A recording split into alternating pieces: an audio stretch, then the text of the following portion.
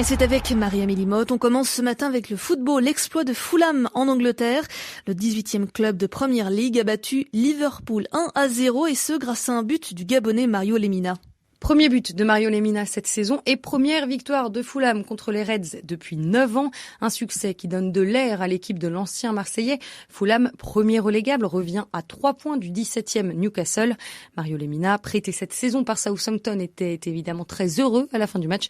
Pour le milieu défensif, son équipe mérite de remonter au classement. Vous savez, lors du dernier match, j'avais raté une grosse occasion et je voulais montrer que moi aussi je pouvais marquer.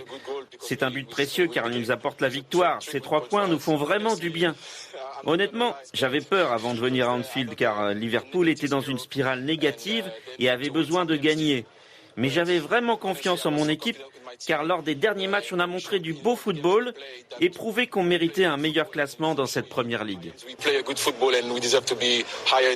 Et parmi les autres résultats de la 27e journée de Premier League, il y a ce coup de tonnerre au sommet du classement. Manchester United s'est imposé sur la pelouse de son rival Manchester City, 2-0. 2 buts de Bruno Fernandes sur penalty et de Luke Shaw. Fin d'une incroyable série de 21 victoires d'affilée pour les Citizens, qui restent tout de même premiers avec 11 points d'avance sur United, deuxième. En Espagne, c'était aussi jour de derby ce dimanche à Madrid entre l'Atlético et le Real. Les Colchoneros ont longtemps cru l'emporter grâce au but de Luis Suarez à la 15e minute.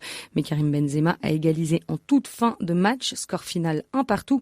Au classement, l'Atlético reste leader avec un match en moins, 3 points d'avance sur le Barça et 5 sur le Real. Le Barça qui se déplacera mercredi à Paris pour le 8e de finale retour de la Ligue des Champions. Après la gifle infligée par le PSG à l'aller 4-1 en Catalogne, les deux équipes sont en forme. Paris sort d'une probante victoire 3-0 en Coupe de France à Brest et le Barça vient de signer un 16e match sans défaite en Liga, victoire 2-0 à Osasuna, avec le tout premier but en championnat du jeune hispano-guinéen Ilaïs Moriba. Le milieu de terrain commence à séduire tout le monde, y compris